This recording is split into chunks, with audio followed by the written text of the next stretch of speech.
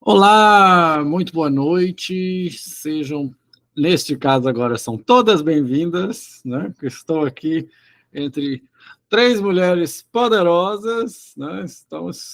Então são todas bem-vindas hoje.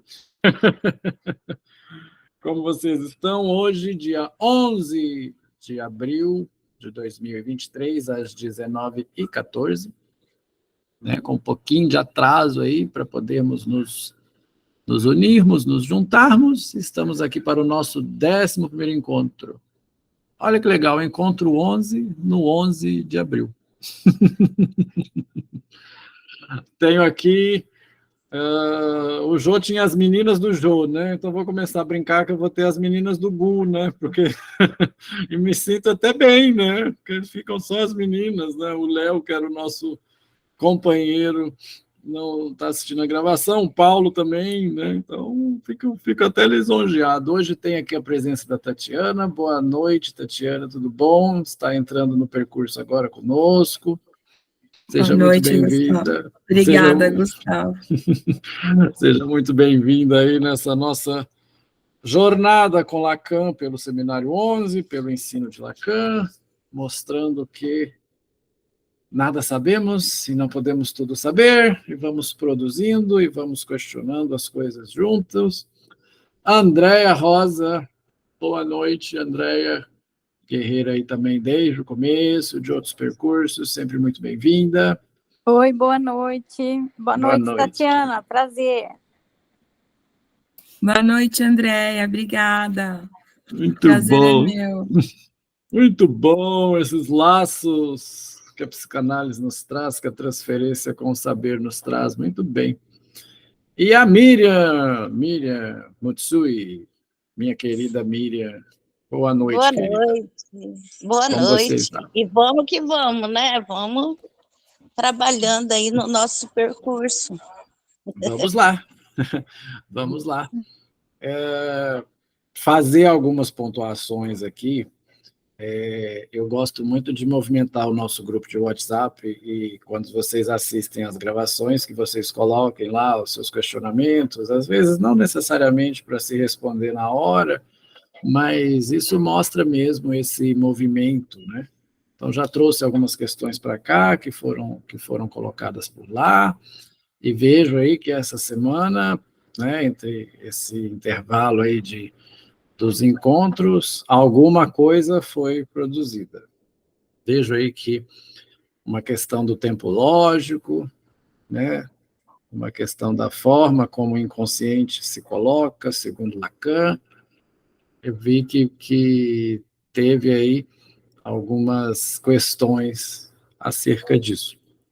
E uma das questões que intrigou até, porque isso é uma forma até da gente ir elaborando a maneira como a gente está transmitindo, e isso é uma formação constante, né? Funciona tanto para mim quanto para vocês, por isso que eu nem me coloco, não gosto de me colocar na posição de professor, né? Então a gente está aqui entre colegas, entre pares, discutindo as coisas, foi sobre a questão da atemporalidade do inconsciente e a questão do tempo lógico. Então, vou convidar vocês, antes da gente começar a leitura e a explorar o que eu preparei para vocês hoje, no finalzinho dessa lição, aqui no meu livro está na página 45, mas é no finalzinho da lição. Algumas lições elas têm perguntas e respostas, transcrições de perguntas e respostas.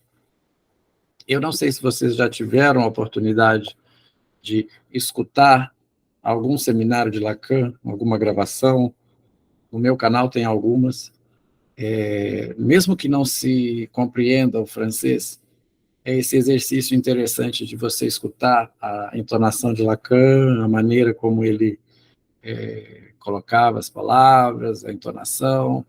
Então, vocês podem perceber que o texto transcrito, lógico que não dá para recriar essa atmosfera e trazer essa atmosfera. Então, é o que sempre fala, né? Os seminários são textos orais, não foram feitos para serem livros, né? São assim bonitinhos na estante, mas eles são aulas, vamos colocar assim. Tanto é que você pode pegar aulas picadas dos seminários e trabalhando seminários dessa forma.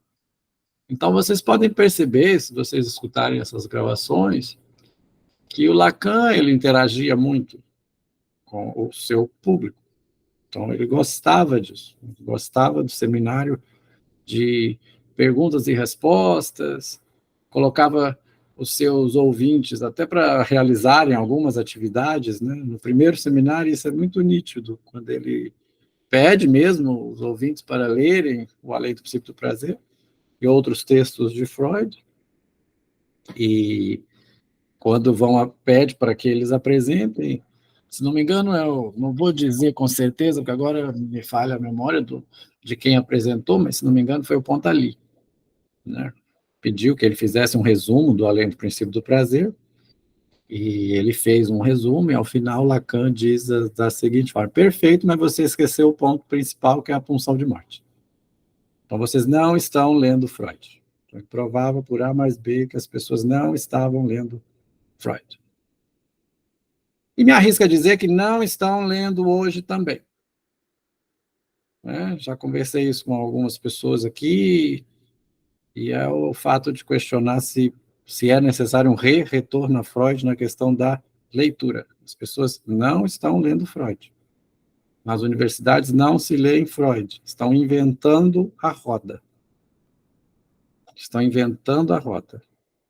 E acho que cabe a nós esse movimento de tornar a psicanálise viva e fazer esse retorno constante. Mas isso já é outra história.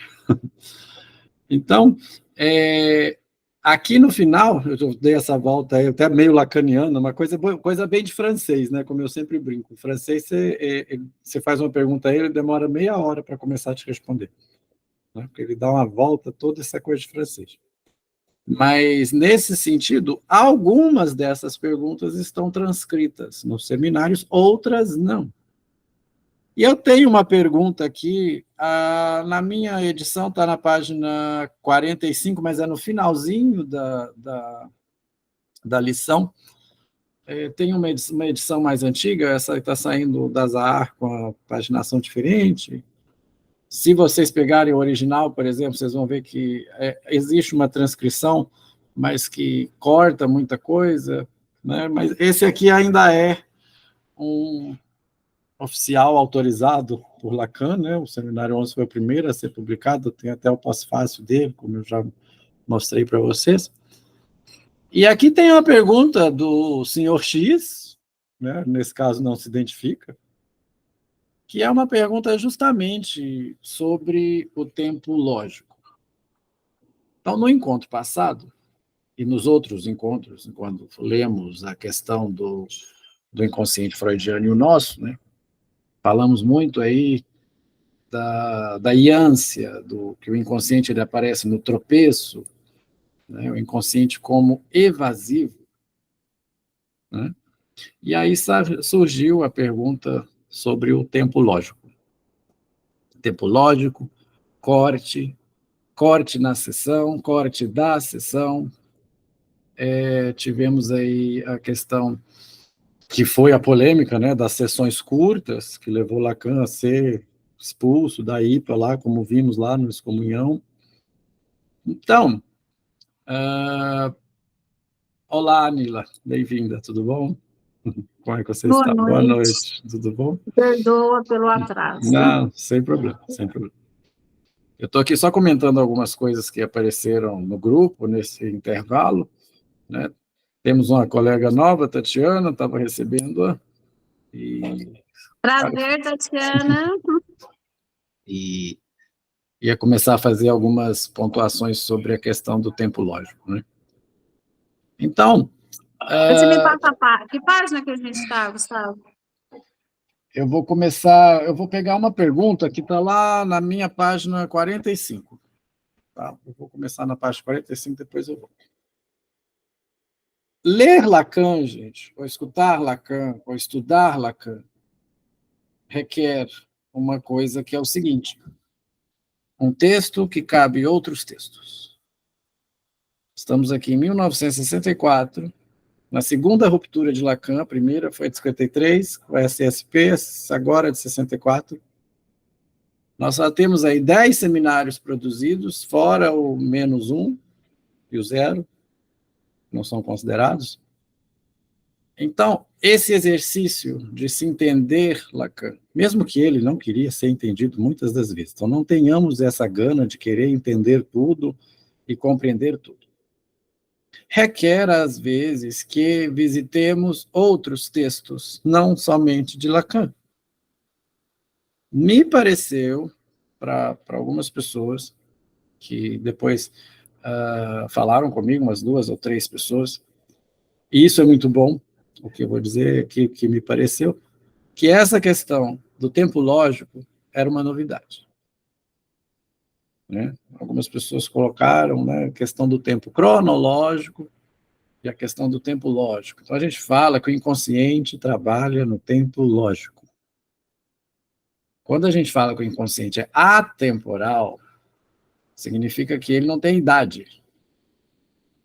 A gente não fala assim, fulano agiu como uma criança de 4 anos de idade. Só trazendo isso em termos mais plásticos. Então, isso significa dizer que o inconsciente é atemporal. Né? Agora, o inconsciente trabalha, segundo Lacan, no tempo lógico. Justamente porque o inconsciente aparece, vou usar as palavras dele, que gosto muito, no tropeço, na falha, no engano. E se vocês pegarem as conferências introdutórias dos atos falhos, que eu estou trabalhando com elas no projeto do Quintas com Freud, vocês vão ver que isso está lá em Freud. Eu trabalhei com vocês aqui o Signorelli. Né? Nós fomos aí dissecando o Signorelli. Então, a linguística já estava lá em Freud.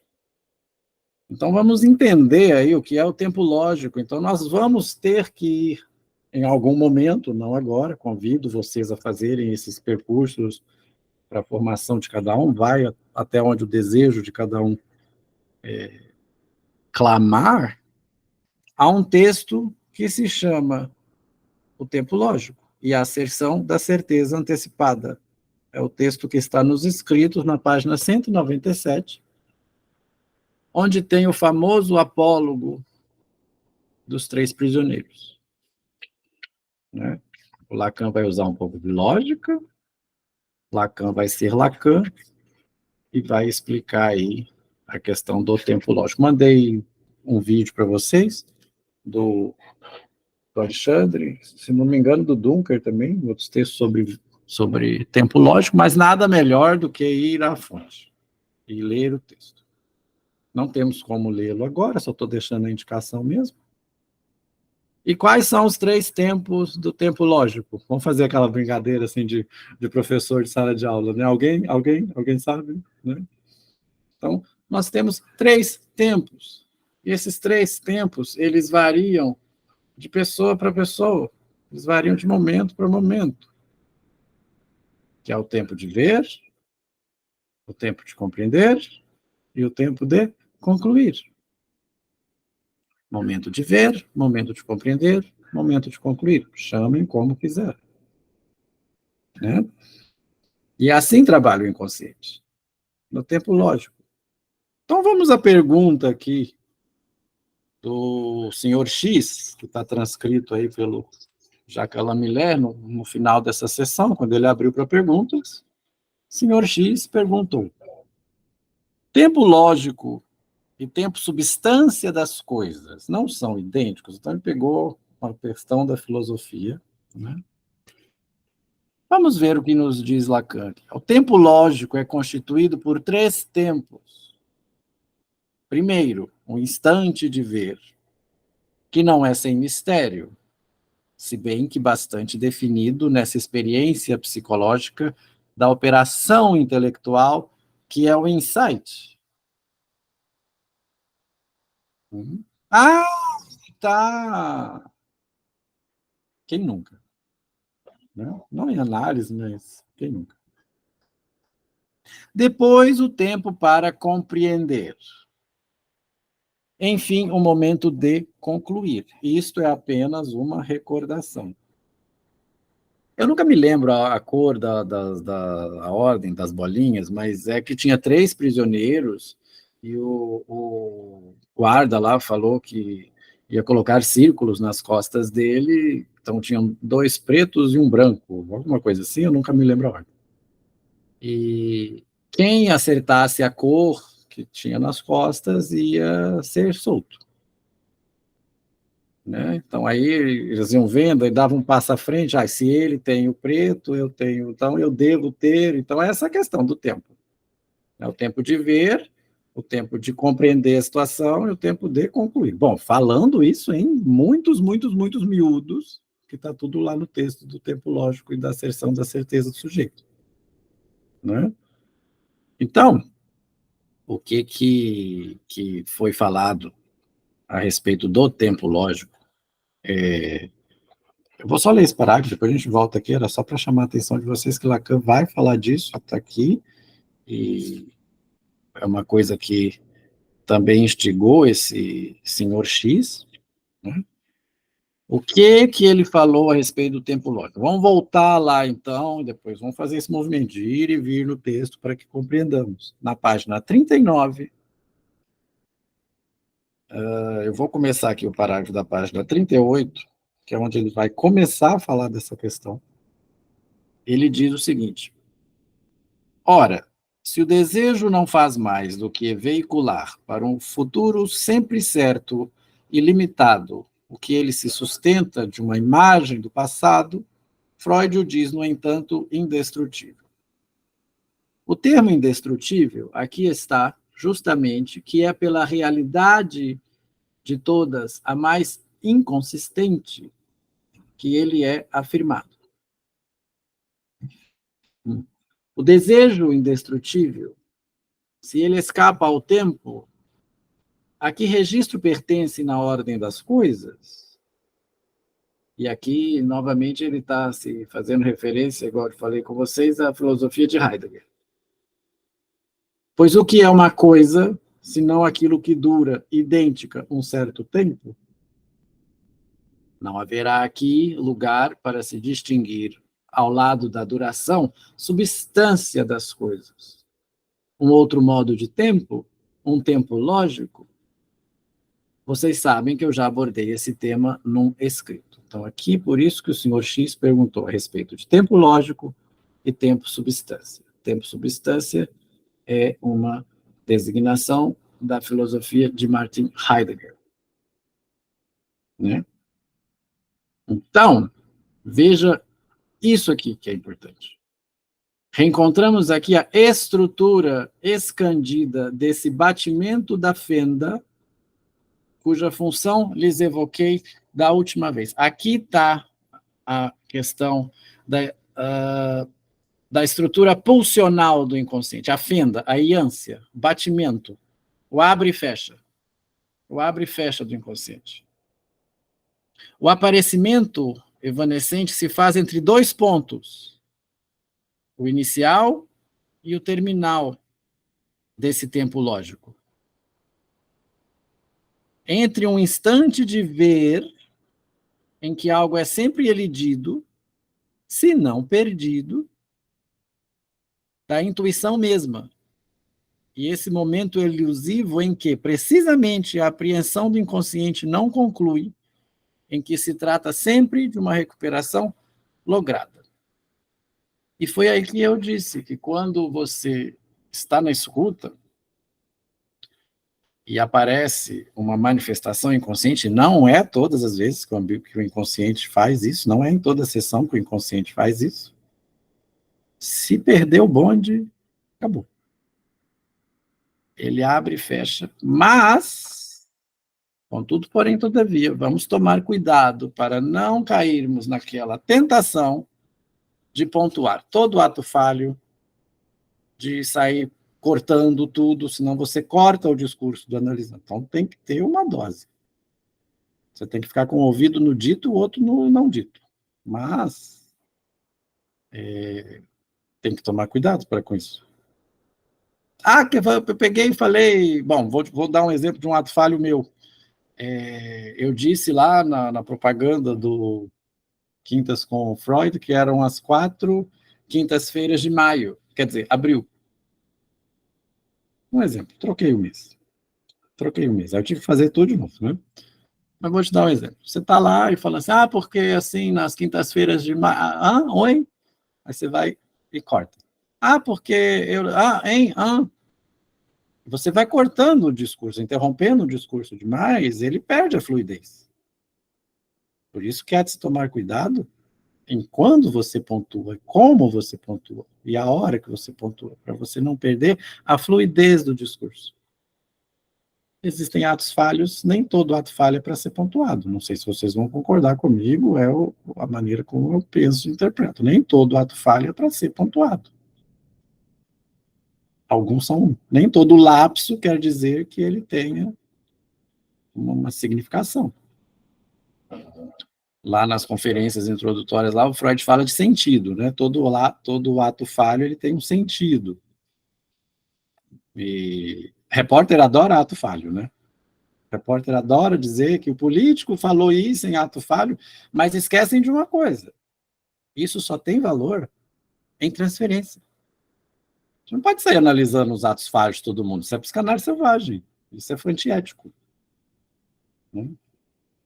Então, é aquele exemplo que o Freud dá lá, né? Declaro a sessão... Ele queria abrir a sessão do plenário da Câmara, lá onde quiser, não me lembro exatamente. Declara a sessão encerrada, quando, na verdade, ele queria declarar a sessão aberta. Né? Aí seria uma coisa a pontuar. Vocês lembram do caso do estou cavando para baixo? O caso clínico que eu contei, do Alexandre Starnino, da paciente? Então, que ela estava numa relação... ela não me deu detalhes, mas ela cita uma cena do filme Kill Bill, onde a personagem está presa no caixão e ela tem que lutar para sair do caixão. Então ela fala assim, eu estou igual a personagem, estou cavando para baixo para sobreviver. E no filme ela está cavando para cima. Aí o analista pontua, para baixo? Aí que há o ponto. Né? Gustavo. Oi. Não sei se cabe aí a pergunta, já que você está falando de ato falho, ou se a gente deixa para quinta. Pode falar que os assuntos aqui estão convergentes, porque o Lacan aqui está dizendo a respeito das manifestações do inconsciente, o ato falho é uma delas. Aquela provocação que você colocou lá no grupo de quinta, e que fala sobre ato falho, da questão da tipografia, né? Essa eu vou deixar para quinta. Eu juro que isso está cozinhando meus miolos, eu coloquei ali, né? Eu dei uma resposta à tua provocação, mas eu ainda não cheguei a uma conclusão, né? Que ele colocou, não sei se todo mundo está lá, ele coloca a seguinte provocação, o Gustavo. Se quando a gente vai, né? Porque hoje a gente tem corretor de texto, né? Aqui no... Então, se... Quando a gente vai pensar em digitar uma palavra, o corretor usa outra, e se isso é advindos, pode ser considerado um ato falho. Eu só aproveitei que o Freud fala lá no sentido do tipólogo, né? O tipólogo é uma coisa que nem existe mais hoje em dia. Eu adaptei, né? Então, uma questão que me fizeram essa pergunta, eu também não tenho uma resposta... Bom, vamos lá, mas isso eu vou deixar para quinta. Não, aí não. Tá bom. Mas é uma manifestação do inconsciente. Eu só, assim, acho que é como você disse, a questão do ato falho. Eu acho que tudo tem que ser analisado perante a subjetividade, né? Perante caso a caso, de acordo com o discurso que tu está analisando. Eu não sei, eu vejo assim. Conversamos sobre isso um pouquinho também, não sei. A Andréia saiu, com a Andréia também eu estava conversando um pouco a respeito dessa questão de tempo lógico, das manifestações do inconsciente. Eu não ia indicar com quem eu estava conversando, mas tudo bem. Mas essa questão a gente deixa para quinta-feira. Ok? Então, vocês têm alguma pergunta, alguma coisa a fazer, alguma pontuação a fazer? Nila, Miriam, tudo tranquilo a respeito da questão do tempo lógico? Então, não quer dizer, gente, que o inconsciente deixa de ser atemporal porque ele trabalha num tempo lógico, não. Ok? E por causa desse tempo lógico que Lacan instituiu justamente as sessões de curta duração, onde inclui-se o corte, para que o analisando perceba o que ele disse, e preste atenção também no uso do corte. Corte da sessão e corte na sessão. Corte da palavra, corte na palavra, operação na palavra, pontuação na palavra, lidamos com palavras. Para isso, vou voltar lá na página 45, vocês me perdoem esse movimento de ir e vir antes de entrar no texto, para continuar com o Lacan, que diz o seguinte ao senhor X, né? Daqui a pouco ele vai falar do caso Dora, né? Senhor K, aqui nós temos senhor X. Para apreender o que é o tempo lógico, é preciso partir do seguinte, que, de saída, a bateria significante é dada. Nós vamos falar da rede de significantes na próxima lição. Sobre essa base, 2 termos devem ser introduzidos, de que a função da repetição, como veremos, necessita. Então, quais são esses 2 termos? Willkür, que é o acaso, e Zufall, que é o arbitrário. O acaso e o arbitrário. Conseguem perceber a diferença entre algo que é feito ao acaso e algo que é feito arbitrariamente?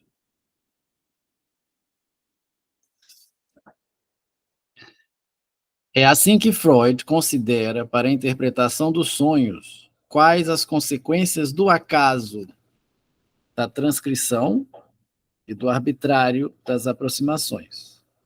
Por que reportar isto, aquilo, mais do que a qualquer outra coisa? Por que reportar isso a aquilo? Por que a gente fala mais disso e não daquilo?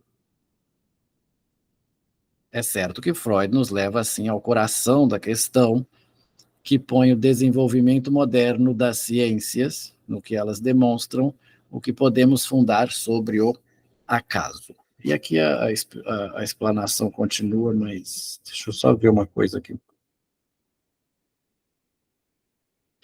No penúltimo parágrafo, é o que nos indica que a função tempo é aqui de ordem lógica e ligada a uma colocação do real em forma significante. A não comutatividade com efeito é uma categoria que só pertence ao registro do significante. Bom, aí eu deixo vocês dormirem com esse barulho, né? Mas eu queria pontuar essa pergunta que achei muito interessante a respeito do que eu disse, que o inconsciente trabalha no tempo lógico. E me questionaram e colocaram lá que se ele é atemporal, então deu essa confusãozinha, mas eu acho que está explicado. Então, voltemos lá para a página 39, e depois vocês deem uma olhada a essa resposta do senhor X, que está muito mais completa, e vamos voltar aqui, depois desta digressão, à nossa questão. Não, ficou esticado o meu Lacan, não consigo fazer umas artes, um dia eu aprendo a fazer umas artes bonitas, igual as do Alexandre. Quando eu não consigo, eu vou pegando as dele emprestadas, e não importa não. Essa aí fui eu que fiz. Ainda deixo registrado, né, Nila, para a posteridade, pelo menos vai falar que é plágio, né?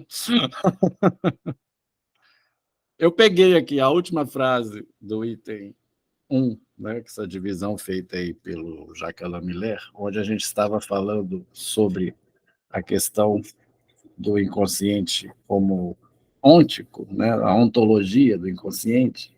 O inconsciente se diz pré-ontológico, nem ser, nem não ser.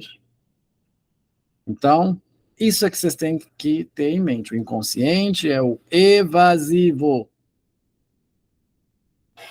O consciente é o evasivo. Ele já falou mais de uma vez. Ele já falou mais de uma vez. Aí eu vou perguntar a vocês, então. Vou fazer aquele de professor que pergunta. Definam evasivo, por favor.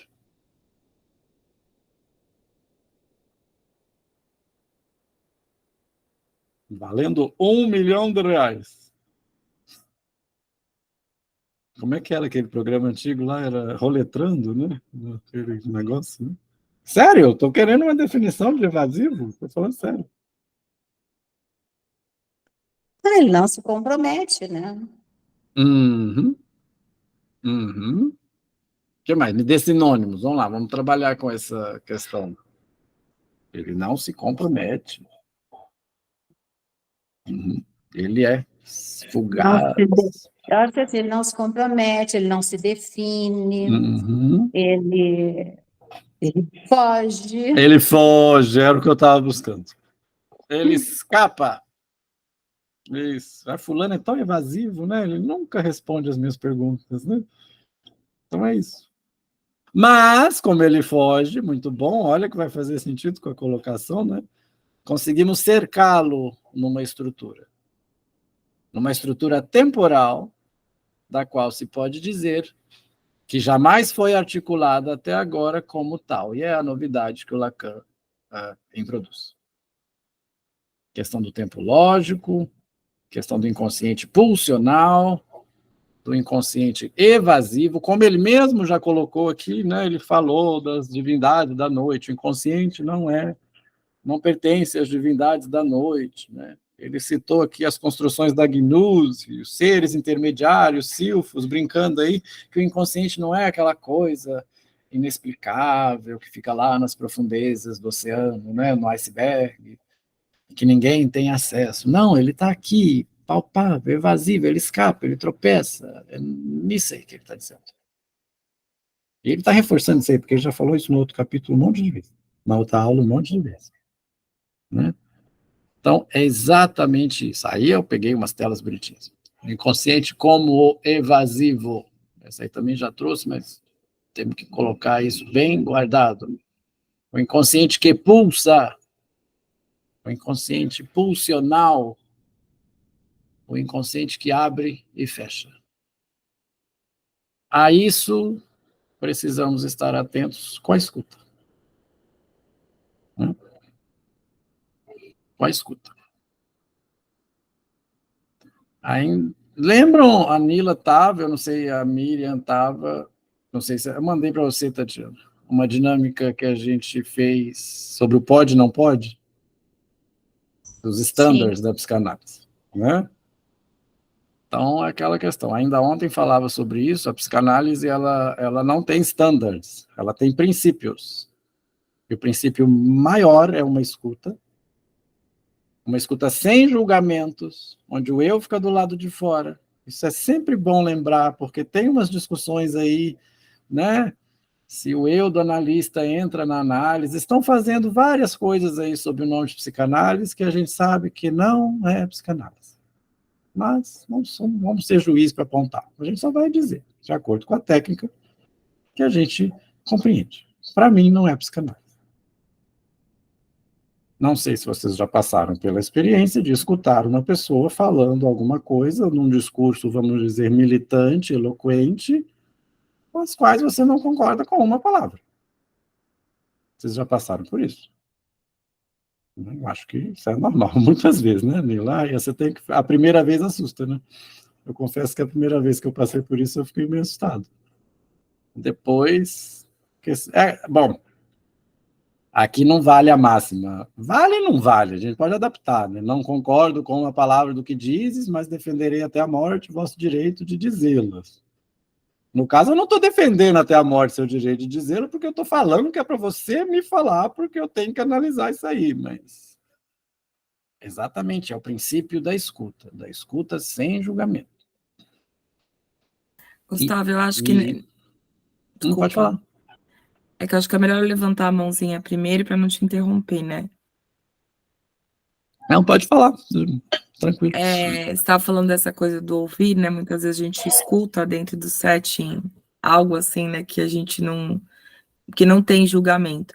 O duro é você ficar com a cara de paisagem, né? Não fazer... Porque além de não julgar, né? Ao menos para mim, a tua face, o teu rosto pode denunciar alguma coisa. Ou peraí que eu achei estranho, ou peraí que eu achei esquisito. E nem isso a gente pode levar dentro do set. né? É por isso que tem a questão do divã, justamente por isso, penso, né? Que também não é uma obrigação no setting, né? Mas hoje em dia no online, né? Às vezes é porque você tem que desviar o olhar justamente por causa disso. Né? A É gente o que eu paga. falo. É que tem alguns, por exemplo, alguns analisandos que não dá para levar para divã, eu, pelo menos, dentro do que eu de alguns casos, que já tem uma questão de psicose, de psicotização, eu não ponho no divã, né? Porque daí. Não, aí eu manejo cada. Aí que vem o caso a caso, né? Eu tô dizendo que é a dificuldade que eu sinto, né? Essa de ter que fazer aquela cara de oi, tudo bem, tá tudo certo, e não é só no ouvir, a expressão denuncia também, né? A expressão da gente fala. E muito. Né? E isso entra no setting, né? O meu ver. É que nós temos que tomar cuidado, né? Mas é justamente esta a questão. Né? Ok, gente? Ok? Ok quanto a essa questão do inconsciente, pulsional, etc, etc. Né? Então, vamos seguir aqui. Né? Falando dessa questão do inconsciente, vou deixar uma tela bonitinha aí enquanto eu vou começar a ler novamente. Eu sei que eu já li essa parte, parei num ponto seguindo o original, mas vou fazer isso de novo. E sigo aqui com o Dr. Lacan. Foi de desdém que a continuação da experiência analítica, depois de Freud, fez prova a respeito do que aparece na Iância. Palavra essa que Lacan adora, não é só aqui, no seminário 7 ele usa bastante, estava lendo hoje no cartel, né? Iância, béance, que é nesse buraco, nessa fenda, já dissemos tudo isso. As larvas que dali saem, segundo uma comparação que Freud emprega numa passagem de A Ciência dos Sonhos, não as temos nutrido de sangue. Referências de Lacan, fui atrás dessas referências na interpretação dos sonhos. Freud tem a seguinte frase, sobre os sonhos com pessoas mortas, na parte que fala sonhos com pessoas mortas. Ele diz o seguinte, abro aspas, eles não estão mortos como os mortos no sentido normal, mas como as sombras da Odisseia que readquirem certa vida quando bebem sangue. Lacan está fazendo essa analogia à interpretação dos sonhos quando ele diz assim, não as temos nutrido de sangue. As larvas que dali saem, de onde? Vai sair da ânsia, vai sair do inconsciente, o que vai sair dali? Não as temos nutrido de sangue. Só as referências. Lacan faz muito isso achando que está todo mundo na mesma vibe que ele, né? Mas já chegamos lá nas primeiras aulas, falei, né? Acho que nós falamos da plateia de Lacan, né? Quem é que estava, que acolheu Lacan aí no seminário, né? Louis Althusser, Laplanche, Pontalis, Foucault. Então, nós temos que nos situar neste meio para tentarmos compreender a mensagem. Sigamos. Não nos interessamos por outra coisa. Estou aqui este ano para lhes mostrar por qual via esses deslocamentos de interesse foram sempre mais no sentido de destacar estruturas de que se fala mal na análise, de que se fala quase como profeta. Muito frequentemente, lendo os melhores testemunhos teóricos que os analistas dão de sua experiência, tem-se o sentimento de que é preciso interpretá-los. Eu lhes mostrarei no devido tempo, quando se tratar do que é o mais vivo, o mais ardente de nossa experiência, isto é, a transferência, sobre a que vemos coexistir testemunhos os mais fragmentados e esclarecedores dentro de uma total confusão. Tem-se o sentimento de que é preciso interpretá-los. O analista mais como operador do que como intérprete.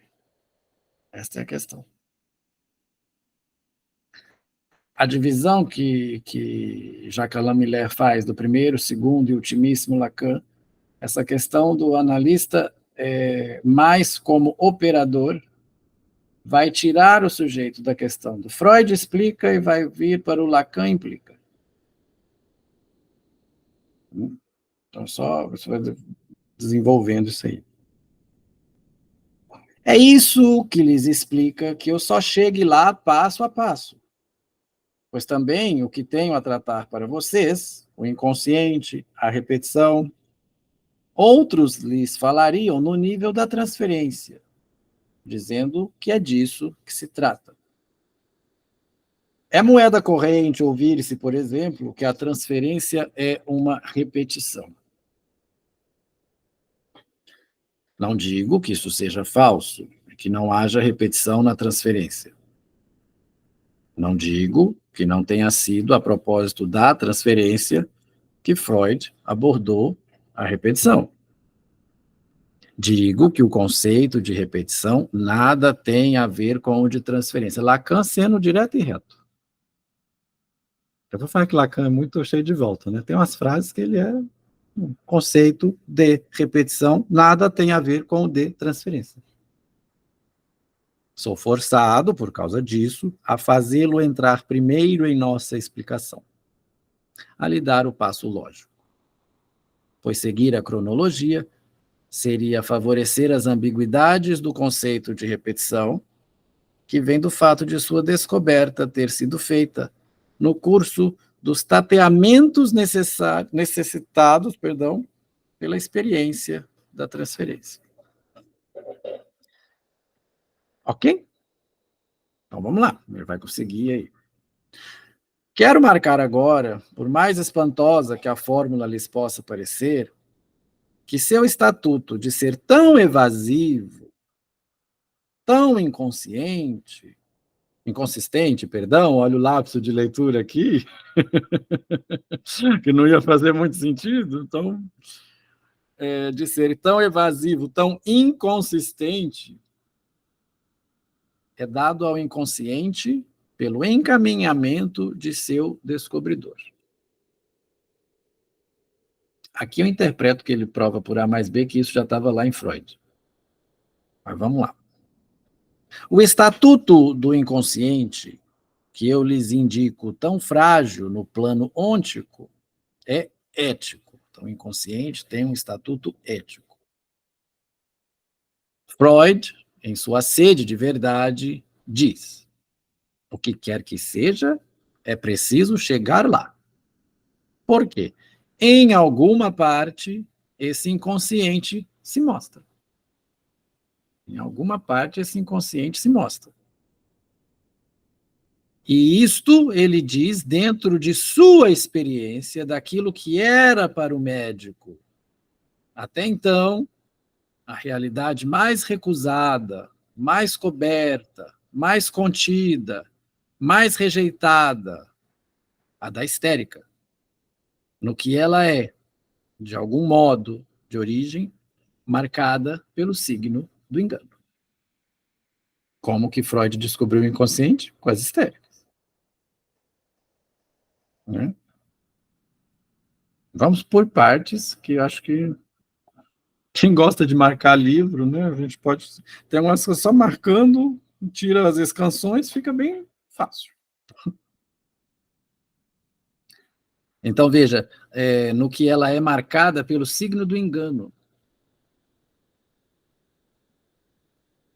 É certo que isso nos levou a muitas outras coisas no campo aonde fomos conduzidos por esse encaminhamento inicial, pela descontinuidade que constitui o fato de que um homem descobridor, Freud, tenha dito: aí está o país para onde levo meu povo.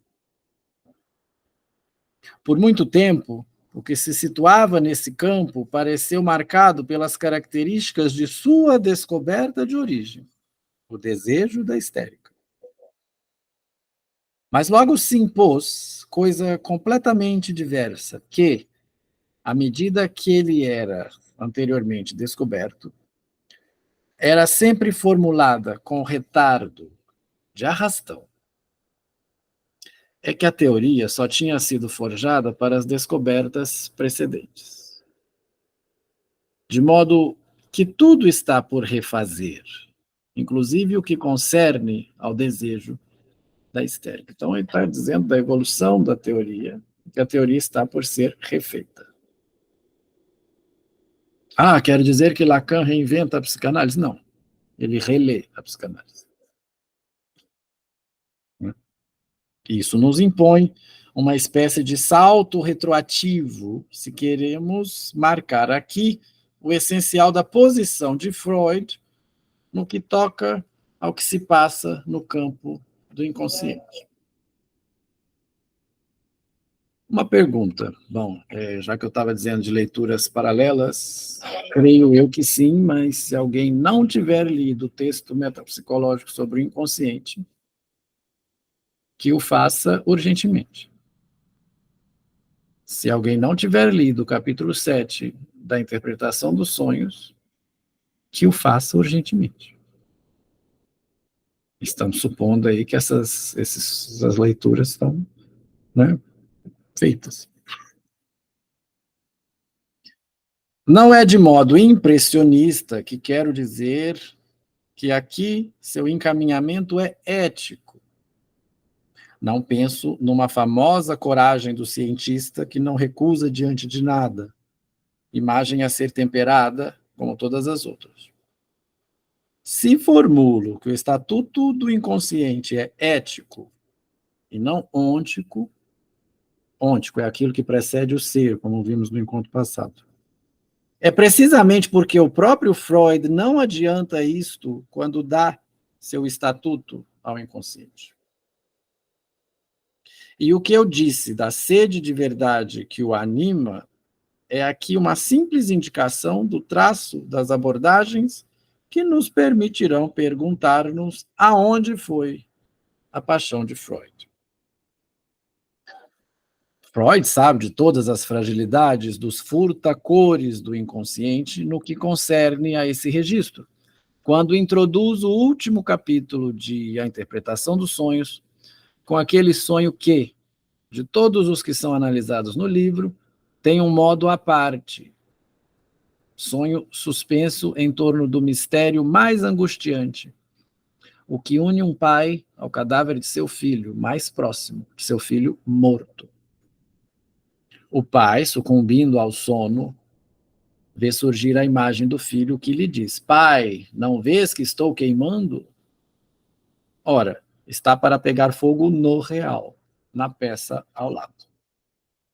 E aí eu terminei o encontro passado lendo para vocês justamente essa parte do sonho do pai, não vês que estou queimando. Está lá na interpretação dos sonhos, na abertura do capítulo 7.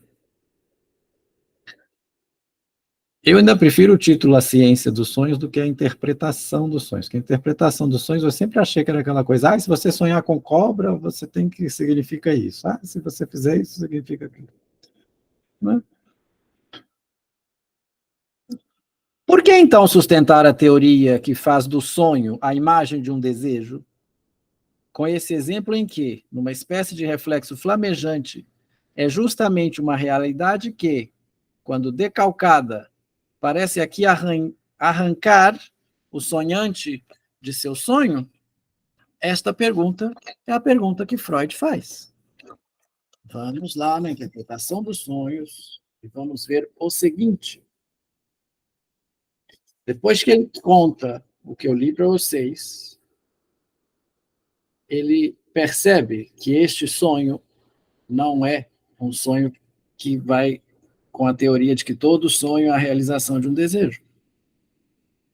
Diz Freud, depois que reconhecemos o sonho como algo pleno de sentido, que se pode inscrever na trama do funcionamento psíquico, devemos nos admirar de que houvesse um sonho em circunstâncias que exigiam que o pai despertasse rapidamente. Então percebemos que nesse sonho também não falta a realização de um desejo. Qual que era o desejo? Acordar. Nele, o menino morto age como uma pessoa viva. Ele próprio avisa o pai, vai até a sua cama e o puxa pelo braço, como provavelmente fez naquela lembrança da qual o sonho tomou uma primeira parte da fala da criança. Pela realização desse desejo, o pai prolongou o sono por um momento. O sonho teve a preferência sobre a reflexão em estado de vigília, porque mostrou a criança viva. Se o pai tivesse acordado primeiro e depois tirado a conclusão que o levou até o quarto vizinho, ele teria como que abreviado a vida da criança por esse momento. Não pode haver dúvida quanto à peculiaridade que atrai nosso interesse nesse breve sonho. Até agora, nos preocupamos, sobretudo, com o sentido oculto dos sonhos, de que modo encontrá-lo e os meios de que o trabalho do sonho se serve para ocultá-lo.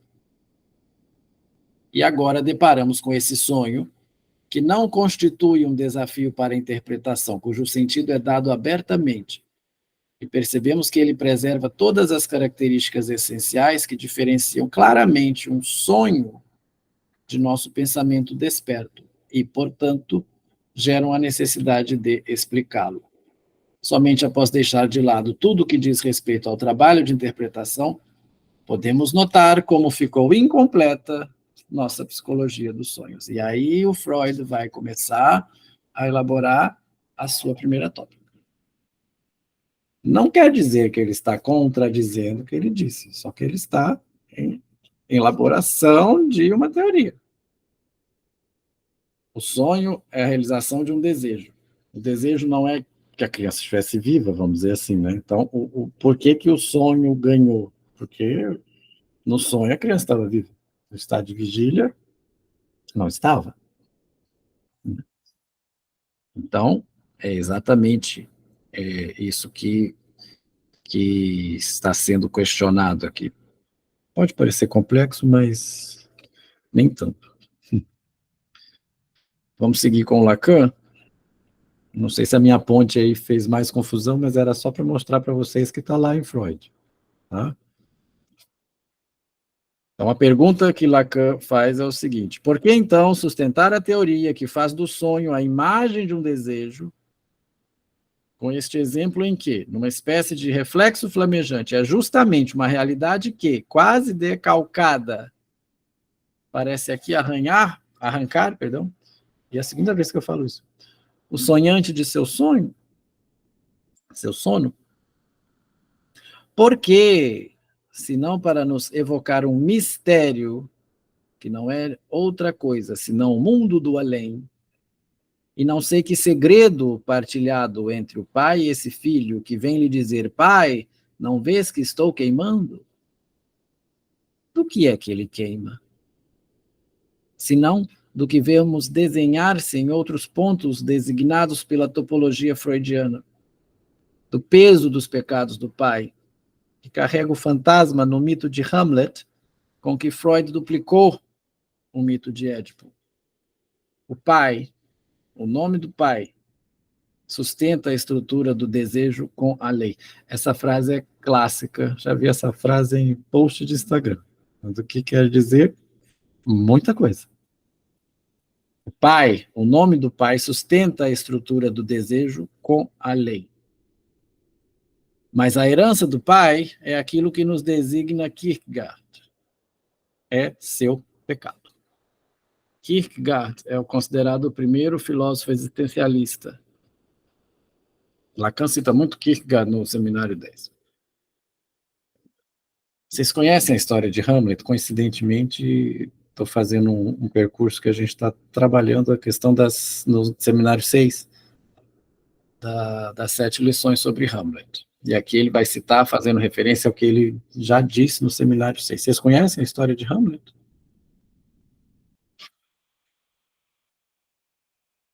Não? Eu estou na tela do PowerPoint, se alguém puder manifestar, por favor.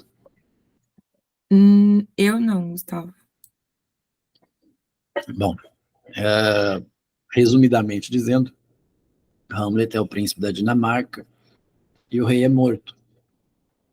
E no início da peça, há uma vigília lá no castelo, e o fantasma do pai morto aparece e pede ao Hamlet, conta a Hamlet que ele foi assassinado pelo irmão, e o irmão casa-se com a esposa dele, né? Então, o tio casa com a mãe do Hamlet, e o Hamlet pede, o fantasma do Hamlet pede a ele que vingue a sua morte.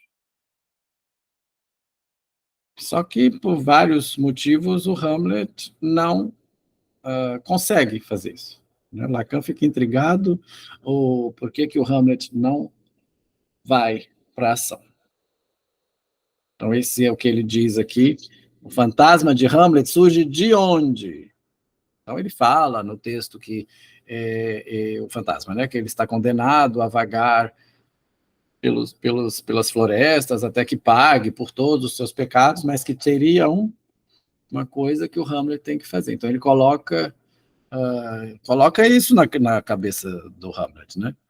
E ele é morto, envenenado. Enquanto ele dormia no jardim, é colocado um veneno no ouvido dele. Então, aí nós podemos brincar com a duplicidade, né? Ele morreu com um veneno e colocou um veneno no ouvido do Hamlet, que acaba sendo o estopim da tragédia toda. Né?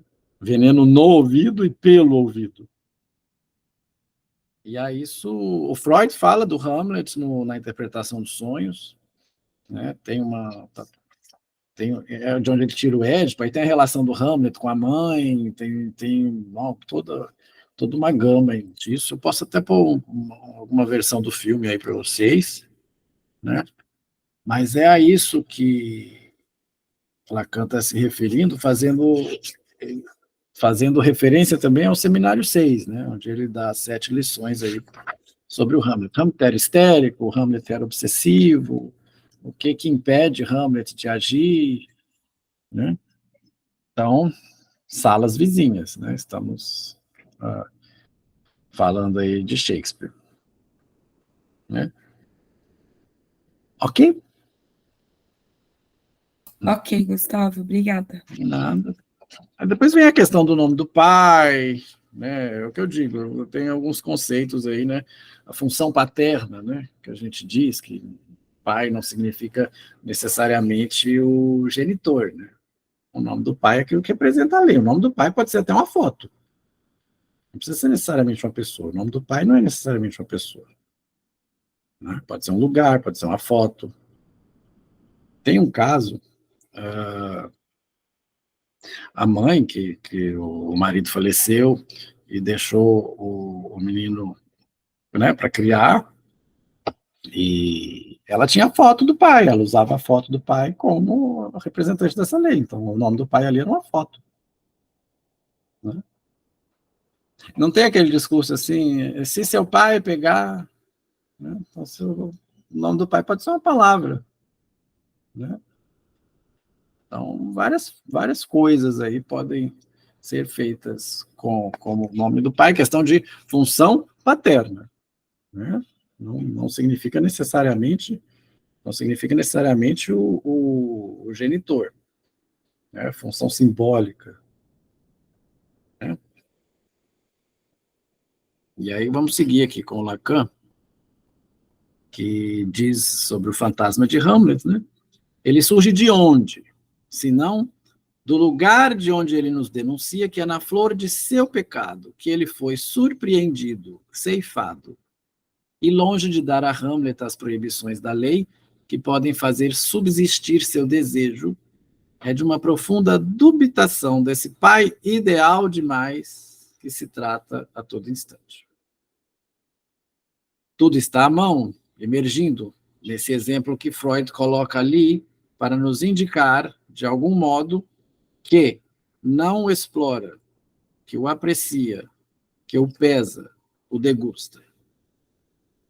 É desse ponto mais fascinante que ele nos desvia para entrar numa discussão concernente ao esquecimento do sonho e ao valor de sua transmissão pelo sujeito. Ele está dizendo o que a argumentação do Freud no capítulo 7.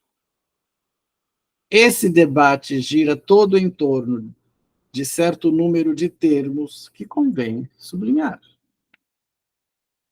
Então,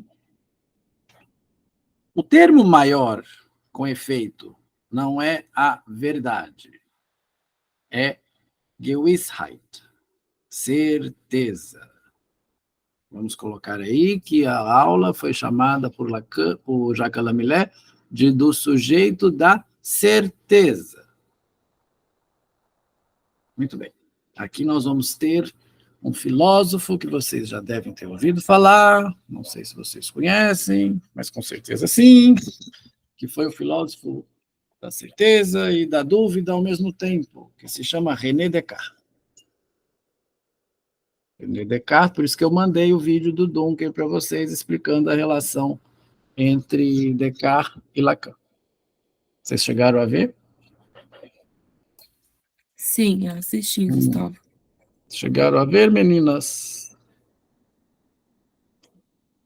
Então, Eu tinha visto e vi de novo. Uhum.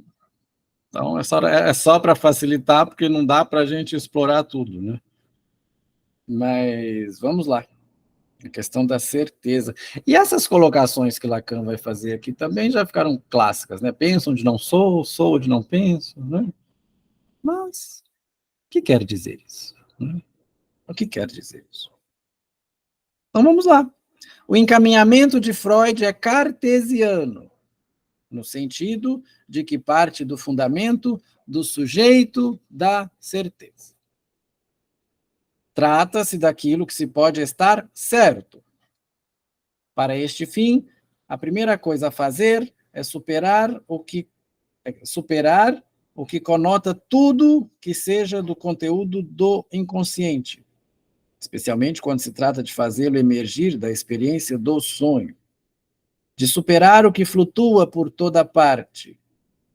Superar o que flutua por toda parte. O que pontua, macula, põe nódoas no texto de qualquer comunicação do sonho. Não estou certo, tenho dúvidas. Je ne suis pas sûr, je doute. Mas, vou dar uma pausa aqui agora e vou dar um passeio com vocês pela filosofia, como eu gosto de fazer. Tem algumas pontuações aqui para fazer com vocês. Acho que eu mais gosto. Você gosta disso? Vamos fazer algumas pontuações filosóficas, seguindo aqui uma linha, para chegarmos no Descartes, né? Vamos ver o Descartes, né? Não, mas é brincadeira, né? Aristóteles todo mundo conhece, obviamente, né? E eu vou tentar fazer com vocês aqui o mesmo trajeto que eu vi o professor Geraldino fazer uma vez para chegar nessa questão do Descartes e para que se entenda uma relação de uma coisa com a outra. Espero concluir com êxito a minha intenção, né? Falar dessas coisas às vezes pode ser um desafio, mas aprecio muito. Em Aristóteles, então estamos lá na Grécia, né? Nós temos aí o grande filósofo, talvez o maior de todos, né? Lembrando que hoje eu escutei o Cortella falar uma coisa, né? Quando você vai dar aula, como é que você pega aluno arrogante? Você faz a pergunta assim: alguém já leu um livro de Sócrates? Sempre tem um que levanta a mão, né, gente? Mas ninguém leu o livro de Sócrates, porque Sócrates não escreveu nada. Né? Tudo que conhecemos de Sócrates foi através do discípulo dele, que é o Platão. Né? Aí você pega e fala para ele, você deve ter entendido Sófocles, né? Aí você não humilha a pessoa, né? Mas Sócrates não escreveu nada. Então nós temos Sócrates, nós temos depois Platão, né? Que foi que através dos seus diálogos colocou Sócrates como personagem, e temos o Aristóteles, né? Que vem depois. Então, o que era a filosofia aristotélica em alguns pontos? Na filosofia aristotélica, nós tínhamos o princípio da identidade. Sabemos que identidade não é Isso não é a mesma coisa para a psicanálise, mas o que é o princípio da identidade? A é A, e B é B. Pão é pão, pedra é pedra. Esse é o princípio da identidade. E dentro disso nós vamos ter o quê? O princípio da não contradição. A não é B. Pão não é pedra. Mas se eu disser para vocês assim, esse pão é uma pedra,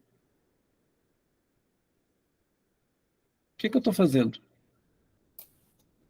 Gerando uma dúvida. Aí nós vamos chegar lá. Né? O que eu quero dizer? Este pão não pode ser uma pedra. No caso, estou fazendo uma metáfora, né? Estou gerando uma dúvida. Né?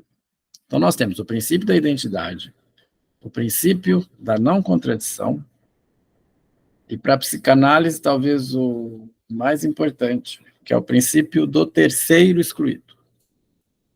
O que é o princípio do terceiro excluído? Toda proposição, ela é verdadeira ou é falsa. Não há terceira opção. Isso funciona para a psicanálise? De forma alguma. Você só tem duas opções. Toda proposição é verdadeira ou falsa. Não há uma terceira possibilidade. A psicanálise quebra com o princípio do terceiro excluído.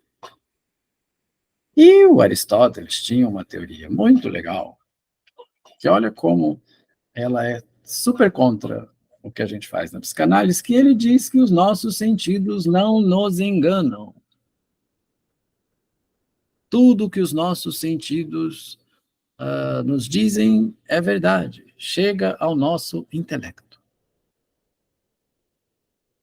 Muito bem. Até aí tudo bem? Tudo bem, para mim sim. Concordam com isso? Discordam disso? Bom, isso é a filosofia aristotélica. Não é bem. Bom, Não é bem por aí, né? Não, Então, não. não é bem por aí. Ele fala que os nossos sentidos não nos Não enganam. nos engana. Claro que engana. Tadinho. Bom, mas é uma filosofia mais purista, não mais. Aí, uma coisa também da filosofia aristotélica são os silogismos. Vocês sabem o que são silogismos?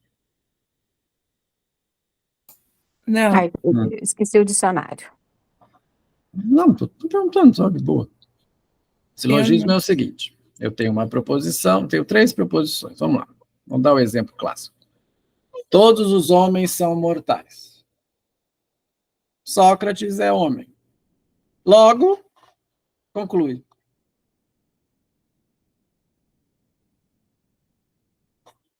Logo, ele é mortal. Ah, muito bem.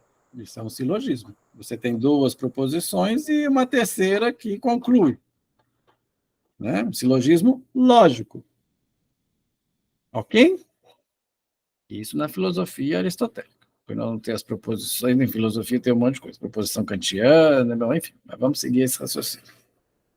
Sabemos também que a psicanálise não trabalha com silogismos lógicos.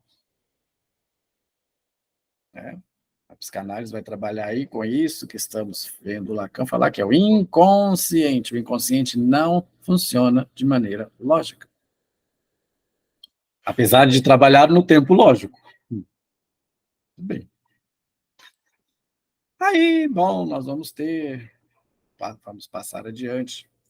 Nós vamos ter esse filósofo, que eu vou mostrar aqui para vocês nas telas depois, alguns pontos desse filósofo, que chama Descartes. René Descartes vem aí em 1600, ele lança regras para a direção do espírito em 1628. Né? Aristóteles é antes de Cristo, vamos ver aí quantos milênios depois. E depois de vários outros filósofos. Né? Descartes é o filósofo da famosa frase: penso, logo existo.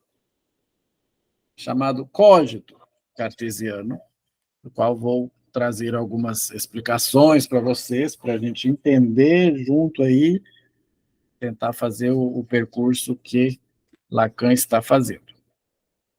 Mas vejam, é a primeira vez, vai ser a primeira vez na filosofia aí que a primeira pessoa será utilizada. Eu penso.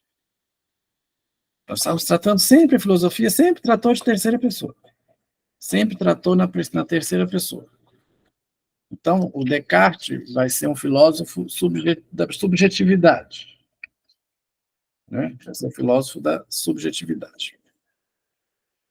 Então, com esse código cartesiano, ele também vai introduzir a questão da dúvida metódica. Isso que você falou, Tatiana, vou criar uma dúvida. Descartes trabalhava com a questão da dúvida. Né? Os nossos sentidos não nos enganam, dizia lá o Aristóteles. Mentira, é mentira. Temos que duvidar de tudo que os nossos sentidos nos trazem. Temos que duvidar, inclusive, do próprio cogito, do próprio penso, logo existo. Né? Então, a dúvida vai ser a dúvida metódica de Descartes. Né? Então, nós temos que duvidar de tudo, inclusive do próprio cogito. Ok? Passados muitos milênios depois, vieram duas pessoas, uma chamada Sigmund Freud e o outro chamado Jacques Lacan, que, trabalhando com o tal do inconsciente, refizeram o cogito e colocaram da seguinte forma: desejo, logo existo. Então, nós temos aí um desenvolvimento bem rapidinho. Eu queria mostrar um pouquinho para vocês, já que a Nila gosta. Eu achava que as minhas viagens filosóficas eram meio aborrecidas, Nila. Então, que bom que vocês gostam. Eu gosto. Ah, que legal. Então, mas já deu para ver a pegada da coisa, né? René Descartes. Então, algumas informações aqui. O René Descartes dizia, a filosofia dele dizia, ele era um racionalista, né? Então, o homem precisa raciocinar para chegar à verdade. Então, racionalismo, tudo pela razão. Né? A verdade é resultado de uma experiência do próprio homem, do próprio sujeito. Né? Então, nós vamos ter que Descartes é um racionalista, né? Que o que é verdadeiro é o que pode ser experimentado e o que pode ser reproduzido. Descartes vai fazer a dualidade corpo e alma. Então, ele coloca o corpo, a alma, por exemplo, perdão, que é porque normalmente vem a coisa extensa primeiro, eu troquei a ordem. Ele vai dividir entre a res cogitans, que é a coisa pensante, e a res extensa, que é a coisa extensa. O corpo e alma. Então, é a dualidade. Eu tinha um trecho de Descartes aqui, não estou achando. É a dualidade que ele vai trabalhar. Ele vai criar o cogito, né? Penso, logo existo. E uma das coisas que ele vai implantar também é a questão da dúvida metódica. Duvidar de tudo, inclusive do próprio cogito. Justamente porque a dúvida decorre do fato de que nossos sentidos podem nos enganar. Até aí tudo tranquilo? É que eu tentei fazer de uma maneira bem didática aqui, sem entrar muito em detalhe, mas vai casar com o que vamos ver ali daqui a pouco. Né? Então, está tudo tranquilo. Ok, a questão da res cogitans e da res extensa, né? A alma e o corpo. Sim. Em Ok. alguns termos, a gente pode dizer que a filosofia cartesiana ela defende a precedência do sujeito em relação ao objeto.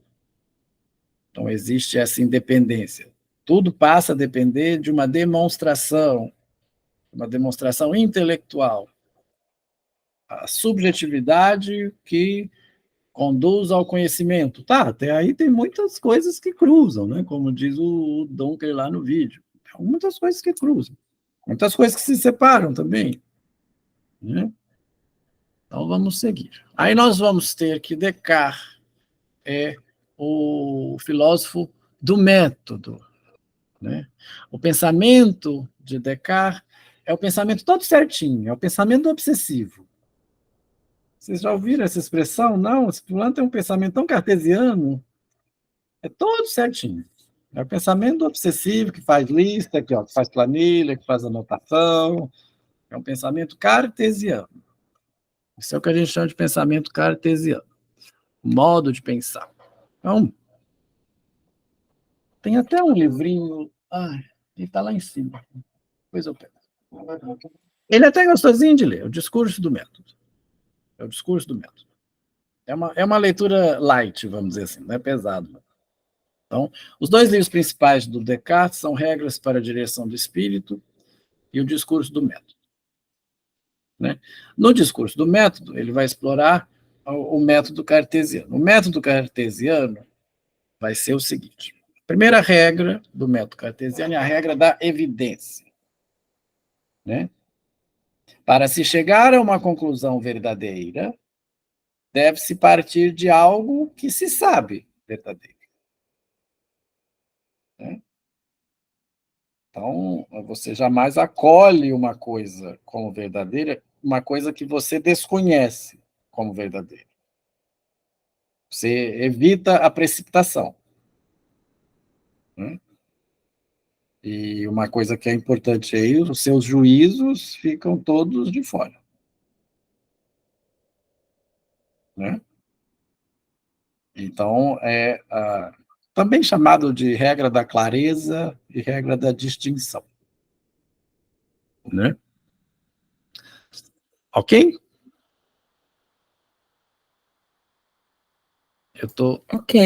Ok. Muito bem. Depois, nós vamos ter o seguinte. Depois da regra da evidência, o segundo passo do método cartesiano é a regra da análise. Essa palavra que nos é tão peculiar e a gente escuta de uma forma tão distinta. Havendo, então, dificuldade de conhecimento, você vai para o meio da análise. Então, você vai fazer o seguinte, você vai dividir uma ideia complexa em partes simples, até que seja possível alcançar o quê? A clareza e a distinção, solicitada lá em cima, na regra da evidência. E aqui os sentidos podem nos enganar, contrariando Aristóteles, que diz que os nossos sentidos nunca nos enganam. Depois nós temos a regra da síntese, ou a regra da ordem. Por isso que falo que o pensamento cartesiano é todo organizadinho. Né? Os pensamentos devem ser ordenados numa gradação, dos mais simples aos mais complexos. Esse quesito, tem uma nota aqui que eu vou ler para vocês. Esse quesito é essencial, já que cada elemento que entra no sistema tem seu valor em relação ao lugar que ocupa e a maneira como se comunica com os outros. Então, a regra da síntese, a regra da ordem. Ordem é uma palavra boa para quem é cartesiano, né? Cartesiano é todo certinho. E depois vai a regra da enumeração. Esse procedimento vai garantir a abordagem de todos os outros elementos. Então, esse método servia para duas coisas. O método cartesiano servia para duas coisas. Ele servia para que a existência entre as representações, né, que a gente tem, que representação depois o Freud vai usar, né, como a Vorstellung, Repräsentanz, a representação, e a realidade se correspondam. Então, a correspondência entre as representações e a realidade. Mas, de acordo com o quê? Não é de acordo com qualquer coisa. Ele não é racionalista? De acordo com a razão. É a razão que coordena isso aqui. Tudo pela razão. Ele é um racionalista. Né? E serve também para que essas exigências da razão tenham correspondência no que existe no mundo objetivo. O que Descartes pretendia provar é que a verdade, daqui a pouco nós vamos chegar na questão da verdade, sendo subjetiva, não estaria restrita apenas à subjetividade, mas ela seria universal. Ela seria universal. Ela teria um valor que na filosofia chama-se de um valor objetivo. Apesar de ser subjetiva, a verdade teria um valor objetivo. Ponto importante, um conhecimento da verdade que residiria apenas em si mesmo. A subjetividade tem que ser um fundamento inquestionável. Bom, nossa, tudo isso que a psicanálise não é. Né? Por quê? Porque ela é racional. Na questão da dúvida como método, eu não entrei nisso não, porque nós vai ter que falar da dúvida natural, da dúvida metafísica, depois fica aí de provocação para vocês que se interessarem no método cartesiano. Mas... E aí nós vamos entrar nessa clássica frase, cogito ergo sum, cogito cartesiano. E vai ser o sujeito cartesiano. Cogito, pensar, pensar com insistência. Então, ele tinha isso. Uma das grandes coisas alcançadas por esse pensamento, né, pelo procedimento da dúvida, foi essa questão da existência subjetiva. Né? Deixa eu ler uma passagem aqui. Professor Marcos, ele diz o seguinte: ora, o exercício da dúvida por si só revela uma existência indubitável, a do pensamento, uma vez que é mediante este que se torna possível a dúvida. Dúvida como ato de pensamento. O que leva à conclusão de que o pensamento, de fato, existe. Ele escapa, portanto, da inflexibilidade da dúvida, o pensamento. Há, desta maneira, uma afirmação da existência do próprio sujeito na condição de ser pensante. Daí, o penso, logo existo.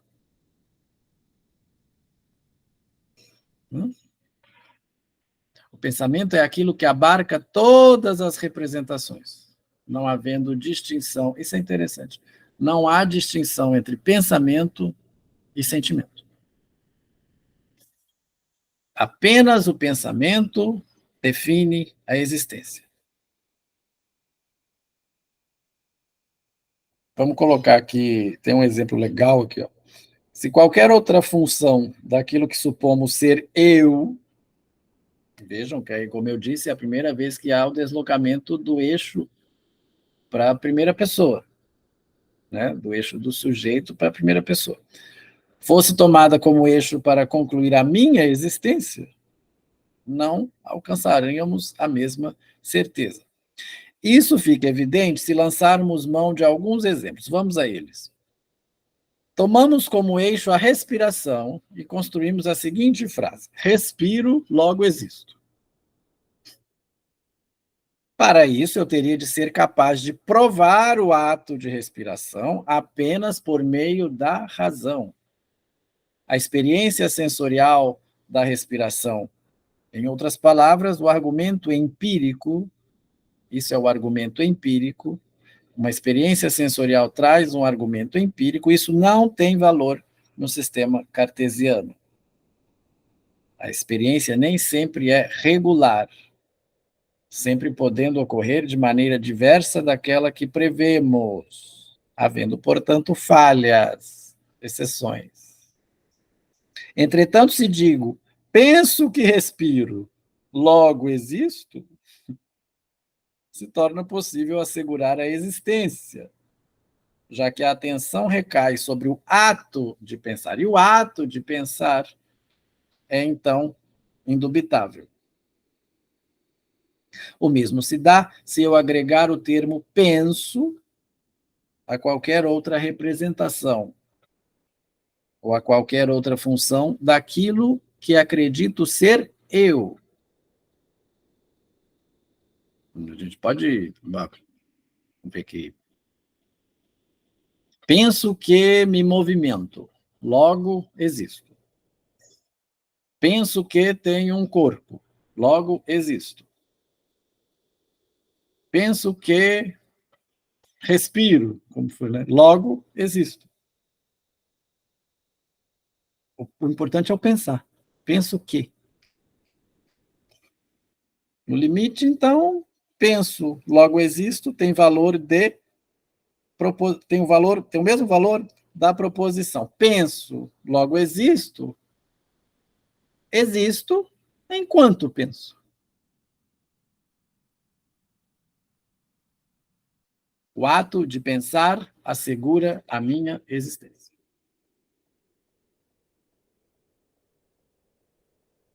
Estão aí ainda ou já saíram correndo? Estamos aqui ainda. Gustavo, então, será que a gente podia fazer a seguinte analogia? O ato de pensar, né, como a frase que você acabou de falar e que eu acabei de esquecer. O ato de pensar nos leva... O ato de pensar assegura a minha existência. E por esse motivo ele nos leva à dúvida. Uhum. Exato. Aí nós vamos ter dois tipos de dúvida, que eu não vou entrar neles agora, que é a dúvida metódica e a dúvida metafísica. Naquele vídeo que você mandou, ele tá bem completo, assim, achei bem bacaninha, bem completinho. Eu queria dar uma explorada, mandei a título introdutório mesmo. Então, a gente pode colocar que pensar é uma das paixões da alma para Descartes. Pensar. Pensar é uma das paixões da alma para Descartes. Penso, logo existo.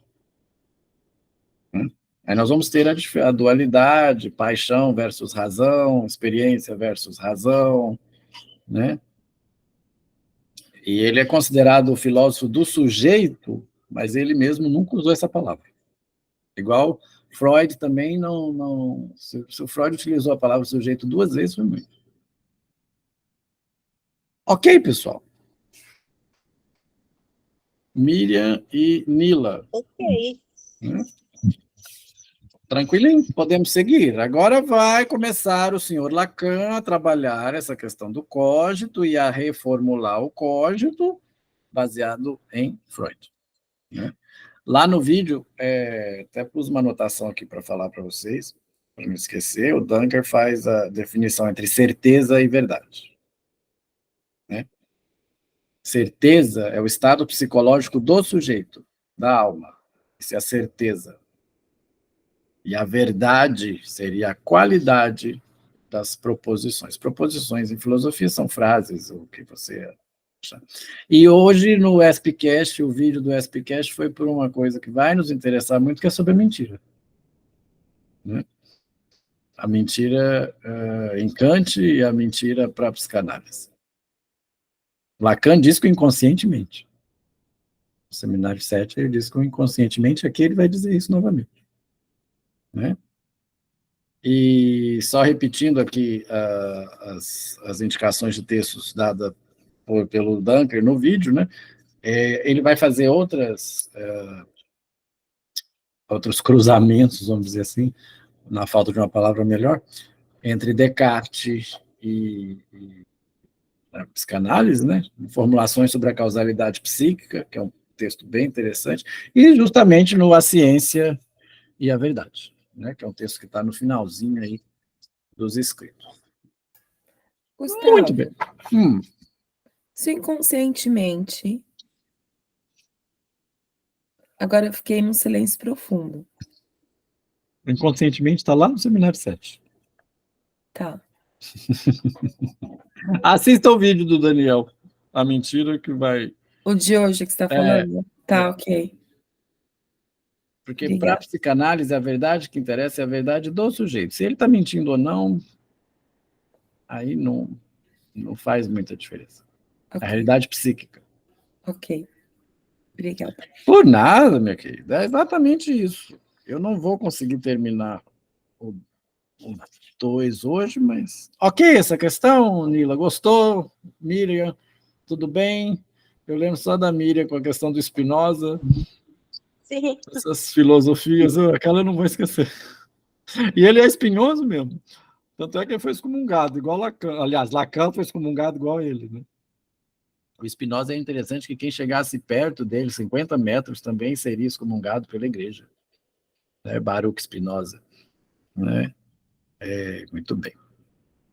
Agora, para terminarmos, né, vamos dizer o seguinte. 42.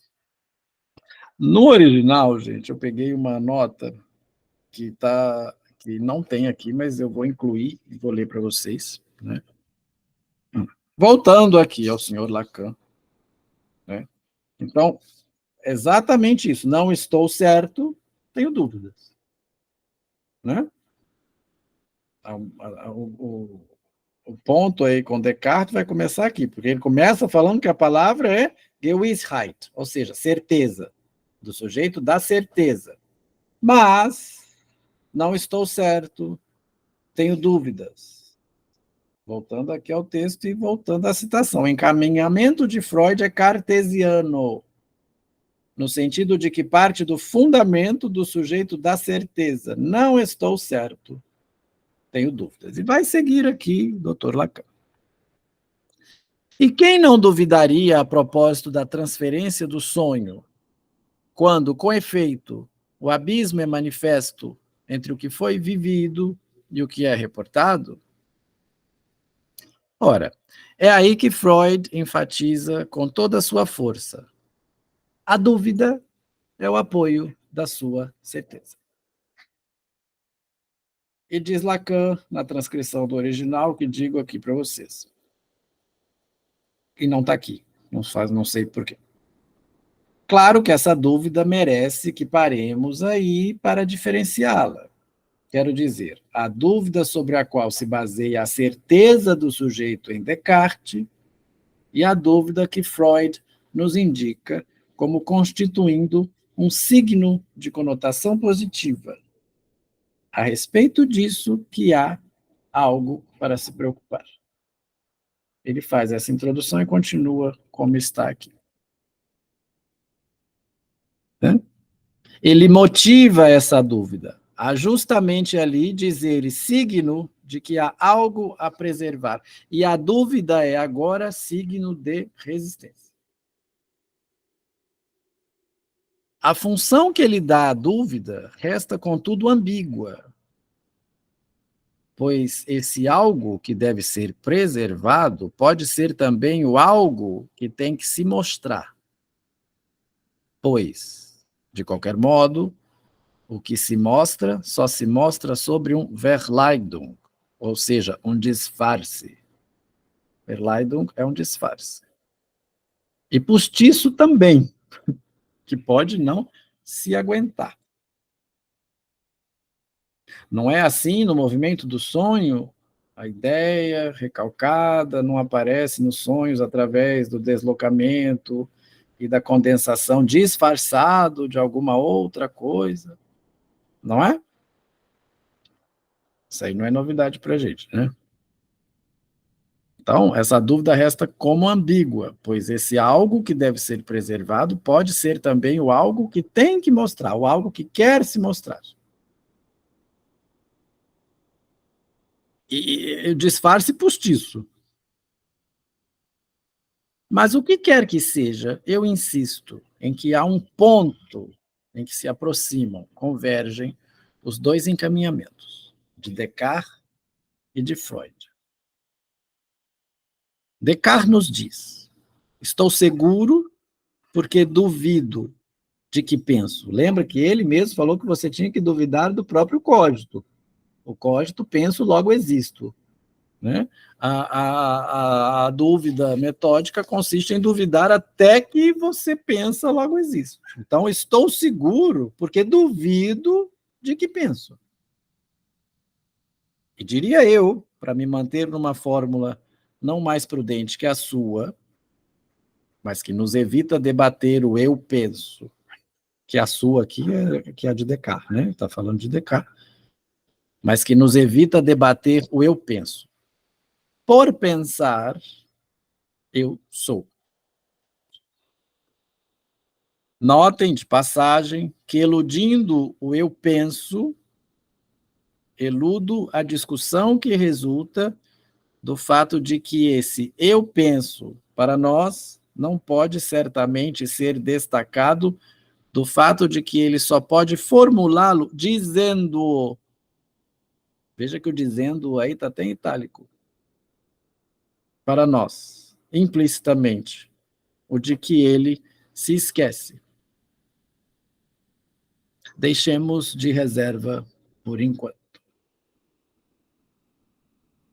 De maneira exatamente analógica, Freud, onde duvida, pois enfim são seus sonhos, e é ele que, de começo, duvida, está seguro de que um pensamento está lá. Pensamento que é inconsciente, o que quer dizer que se revela como ausente. Aqui ele mata tudo, concordam? Estou seguro porque duvido. Estou seguro porque duvido de que penso. Não é? Freud duvida, e porque ele duvida, ele está seguro de que pensa. Então, se ele duvida de alguma coisa, o pensamento está lá. Mas esse pensamento que está lá é inconsciente. Então, existe alguma coisa lá. Ok o raciocínio? Para uma terça-feira, às 20h50. Sim. Então, é esse o raciocínio. É a esse lugar que ele chama, uma vez que lida com outros, o eu penso, pelo qual vai revelar-se o sujeito. É a esse lugar que ele chama, uma vez que lida com outros, o eu penso. Em suma, Freud está seguro de que esse pensamento está lá, completamente sozinho de todo o seu eu sou, se assim podemos dizer. A menos que, este é o salto, alguém pense em seu lugar. Aí nós vamos ter um pequeno grande problema.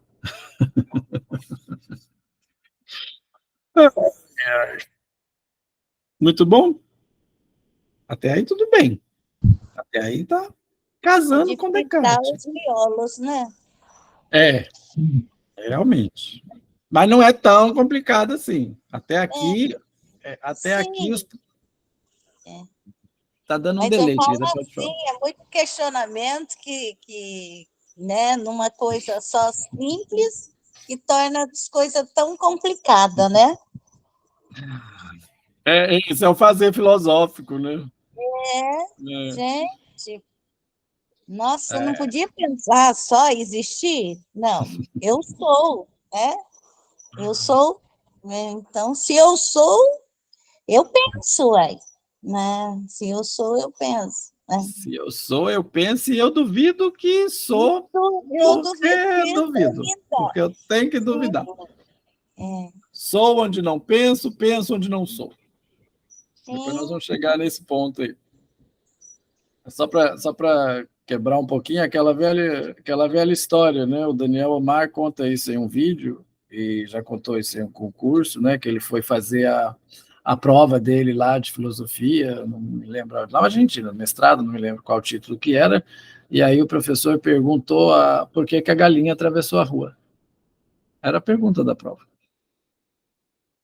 Em filosofia não tem esse... Por quê? Porque ela tinha uma finalidade para chegar do outro lado. Então, aí foi se elaborando a questão da finalidade, que leva ao ato, e aí vai levando, né? por quê? A gente faz a piadinha, né? Por que a galinha atravessou a rua para chegar do outro lado? Por que o cachorro entrou na igreja? Porque achou a porta aberta, né? E por que ele sai? Porque ele entra. Então, né, penso, logo existe, pronto, acabou. Não tem que ficar desdobrando, né? Ok, a semelhança, então, entre o pensamento de Freud e o código cartesiano. Né? Agora vamos ver a diferença. A menos que alguém pense em seu lugar. Então vamos ver. Isso aí vai ser explorado mais no item 3. É quando fala a famosa frase que o eu é da ordem do outro. É aqui que se revela a dissimetria entre Freud e Descartes. Ela não está, de modo algum, no encaminhamento inicial da certeza fundada do sujeito. Nossa aula se chama do sujeito da certeza. Ela se prende a que, nesse campo do inconsciente, o sujeito está em casa. E é porque Freud lhe afirma a certeza que se faz o progresso pelo qual ele muda o mundo para nós. Porque Freud afirma a certeza que se faz o progresso pelo qual ele muda o mundo para nós. Para Descartes, no código inicial, os cartesianos convirão comigo neste ponto, mas eu adianto a discussão. O que visa o eu penso, no que ele bascula para o que eu sou. Ok, bascula? Bascular? Ok, né? É um real. Mas o verdadeiro fica de tal modo de fora que é preciso que Descartes em seguida se assegure. Se assegure de quê? Se não de um outro que não seja enganador e que, por cima de tudo, possa garantir, só por sua existência, as bases da verdade. Possa lhe garantir que há em sua própria razão objetiva os fundamentos necessários para que o real mesmo de que ele venha se assegurar possa encontrar a dimensão da verdade. Real aqui não é no sentido da instância, tá, gente? Posso apenas indicar a consequência prodigiosa que teve esta recolocação da verdade entre as mãos do outro. Aqui, Deus perfeito, cujo negócio é a verdade. Pois o que quer que ele tenha querido dizer sempre será a verdade. É o outro enganador. O que quer que ele tenha querido dizer sempre será a verdade. Mesmo que ele dissesse que 2 e 2 são 5, isso seria verdade. É o outro enganador. Ok? E aqui ele chama de Deus perfeito. O que isso implica? Senão que nós vamos poder começar a brincar com as letrinhas de álgebra que transformam a geometria em análise, que a porta está aberta para a teoria dos conjuntos, que nós podemos nos permitir tudo como hipótese de verdade. Acho que aqui ele está fazendo uma brincadeira com os matemas, né? Quando ele faz esse letrinhas aí enfim. Nós podemos nos permitir tudo como hipótese de verdade. Mas deixemos isso, que não é nosso negócio, já que sabemos que o que começa no nível do sujeito não é jamais sem consequência, com a condição de que saibamos o que quer dizer este termo, o sujeito.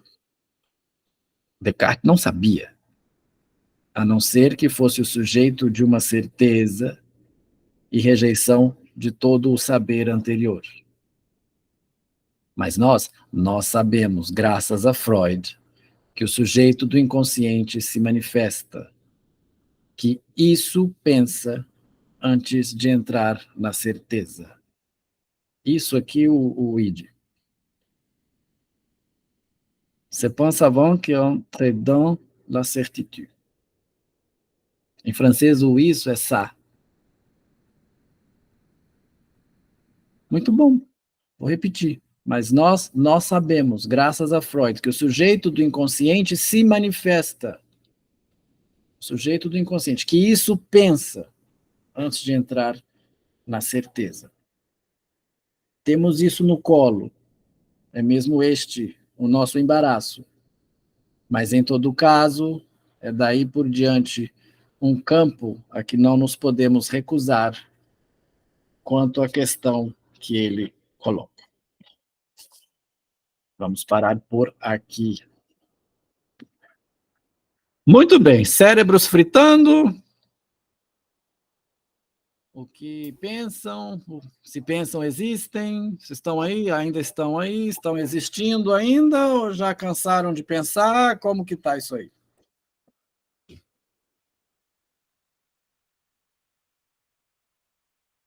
Para mim, que ainda peguei o trem no meio, tá fritando. Mas o interessante é que pode pegar o trem a qualquer hora. Né? Depois, só essa questão do inconsciente, que abre e fecha, mas aqui a questão é um ponto da certeza. Né? Essa aula de hoje, esse encontro de hoje. Está fritando? Como é que está? Vai reverberar? Você gostou da questão? Deixa eu virar aqui para guardar isso aqui. Está cheio de livro, daqui a pouco cai tudo. Né? Aí eu provo que, né, a estante não é aquelas fake, né, que caem em live, né, na pandemia, quando a gente ficava... Tinha uns que caíam, que era tudo fake. Muito bem. Nila, algum comentário? Miriam? Vamos pensando, vamos existindo, vamos questionando. Eu acho que isso tudo, ela deixa todo esse ponto de interrogação, né, nessa verdade, porque a verdade, ela existe para cada um, né? Então, não é toda a verdade, como diz, a verdade para mim é uma coisa e a verdade para você é outra, né? Então, por isso que a gente não... Por mais absurda que sejam as coisas, mas cada um tem a sua verdade, né? Então, eu acho esse questionamento de eu pensar, de eu ser, eu tenho que ser, eu tenho que saber o que eu quero ser. Se eu sou, logo eu existo. Se eu sou, eu penso. Se eu penso, né? Então, eu coloco os meus pontos de vista, a minha cultura, a minha ética, os meus valores, vem tudo embutido dentro do meu ser, né? Então, eu acho que por isso que essa verdade aí, às vezes, para uns não é verdade, mas para outro é certeza, é verdade, né? Então, há uma incerteza em todas as verdades, né? Acho que eu piorei essa situação. Não, muito bom. Mas a filosofia é isso, aí amarrando, desamarrando, fios desencapados, roubei aí a frase do Starlin, roubei mesmo, Nila, fios desencapados, e é isso mesmo. E qual que é o objetivo da análise? Que cada sujeito chegue à sua verdade. Cada sujeito, a verdade que ele aguenta. Sim, mesmo que ele minta, mas existe uma verdade ali, né? Para ele é verdade. Né? Quando o Édipo descobriu a verdade, doeu tanto a ele que o que ele fez? Furou os próprios olhos. Então é daí que saem algumas coisas. Cada um sustenta a verdade até onde aguenta. Né? E o que é uma análise? A não ser extrair essa singularidade, essa verdade de cada um. Extrair... Bom, é um dos pontos, né? E eu vejo a dúvida também, Gustavo, como um fio condutor que nos leva a uma análise. Sim. Inclusive a dúvida até que você pensa. Entendendo tudo que a Mitsui, né? Desculpa, né? Eu tô lendo seu nome aqui pela primeira vez. Falou que quando a gente, né, para ela, dentro da subjetividade dela, tem uma verdade, eu tenho outra. a dúvida me leva a esse fio que conduz a uma análise. Será? Uhum. Será? Não. Talvez, e por aí vai. Talvez, quem sabe, um dia. Né? Eu acho que eu vejo hoje uma coisa assim, né? Ainda mais com você, seguindo você e outras, e Lacan mesmo. Será que daria para continuar com Lacan sem ter um aprofundamento dentro da filosofia? Será? Olha a dúvida. Porque a psicanálise tem muito de filosofia, né? É Lacan que sistematizou mais isso, né? O próprio Freud fazia muito isso, né? E eu gosto, né? E assim, é isso que eu fico. Aí, ó, tá vendo? A dúvida aí, ó, né? Agora eu tava com isso na cabeça, eu falei, será? Enfim, é para eu pensar. Vocês lembram lá no encontro lá da dinâmica, né? Que inclusive eu citei o Forbes, quando ele disse que a psicanálise é uma prática clínica para extrair a diferença absoluta de cada pessoa. Essa diferença absoluta passa justamente por essa verdade, né? Aquele estranho familiar, aquilo que... Bom, mas vamos deixar essas questões, como disse o Lacan, de lado. Eu brinco muito assim, reserva igual receita de bolo, né? Vou ficando por aqui, agradecendo aí a presença de vocês, por me aguentarem até agora, já tem mais de quase 2 horas, né? Se deixei questionamentos, fico satisfeito, né? Que eu sou igual o Chacrinha, igual eu brinco. Eu vim aqui para confundir e não para explicar. Não estou aqui para explicar nada, mas para colocar questionamentos e que trabalhemos esses Não, agora eu não questionamentos. escutei. Nossa, eu cochilei. Não, eu cochilei. Olha, ela cochilou. Eu estava falando tanta besteira que ela cochilou. Brincadeira. Ah, você viu só, gente do céu, falei que eu dei umas cochiladas, assim, que dó. Muito bom, Mas é muito bom. cansaço. É Mas é cansaço, né? não é cansaço, entendeu? Porque a gente quer, né? Mas eu dei assim. Aí eu falei, meu Deus, volta aqui. Mas sabe que isso me faz pensar uma coisa da questão da voz como pulsão evocante? Você dormiu pelo cansaço e pelo tópico, mais alguma coisa no tom de voz te fez dormir. Não estou te analisando, tá, querido? Não, mas é canseira Só mesmo, viu? pensando, só porque eu penso, eu tenho muito, estudando essa questão da pulsão evocante e da pulsão escópica. Outro dia eu estava estudando muito sobre isso. Por que a gente dorme tirando o cansaço, obviamente, já nessas coisas, né, com alguns tipos de tons de voz e outros não, né? Mas você tem uma voz suave, Gustavo.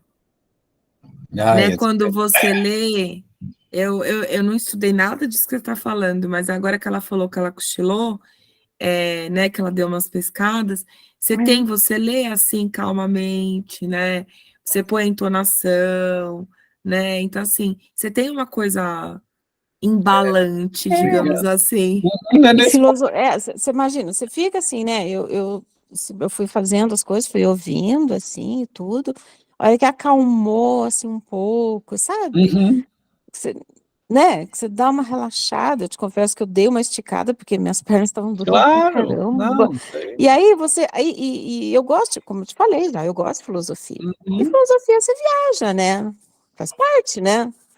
E nessa Com certeza. viajada, você concentra, sabe? Assim, fica e vai. Mas faz Eu já dormi muito escutando aula, assim, às vezes até de um propósito. minuto. De propósito. Mas Então, muito tá. bem, gente. Então, Muito bom, agradeço. Vamos agora, então, dormir, não, né? Quem dera eu conseguir dormir agora 9 horas da noite, né? Esse tempo já passou, né? Então agora vai jantar e vai esfriar a cabeça, ainda vai fazer algumas coisas, né? Então, na próxima terça-feira continuamos o nosso encontro. Na quinta-feira temos aí o Quintas com Freud, né? Projeto aí que agora é internacional, com o pessoal da Copsimo, né? O pessoal de Moçambique, com quem a gente faz um trabalho já tem o pessoal da Latesfib já tem mais tempo. Eu estou com eles tem 2 anos, e agora eles fundaram Copsimo, que que é a comunidade é bem coisa deles, né? Comunidade Psicanalítica de Moçambique, então é muito interessante esse movimento, num país completamente diferente do nosso, uma visão que a gente não tem. Aqui já tivemos, né, meninas, a presença do Henrique, né, que nos deu uma aula, né, o que ele falou, depois a gente podia estar, vamos encerrar por aqui, que não precisa falar mais nada. Então, eles estão sempre participando aí. Já os convidei para algumas aulas aqui, mas o horário lá fica muito tarde, né? Então, estaremos lá, né, no Quintas com Freud, e na próxima terça-feira continuamos aqui. E vocês podem utilizar o grupo aí para colocarem suas observações, seus pensamentos. Penso, logo existo, existo onde não penso e duvido que penso, por isso existo. Né? Muito bom. Muito obrigado, meninas. Boa noite. Obrigada, Boa noite. viu? Boa noite Prazer. para todos. Tchau, Para quem tchau. está vendo a gravação, boa noite, boa tarde, bom dia. Tchau.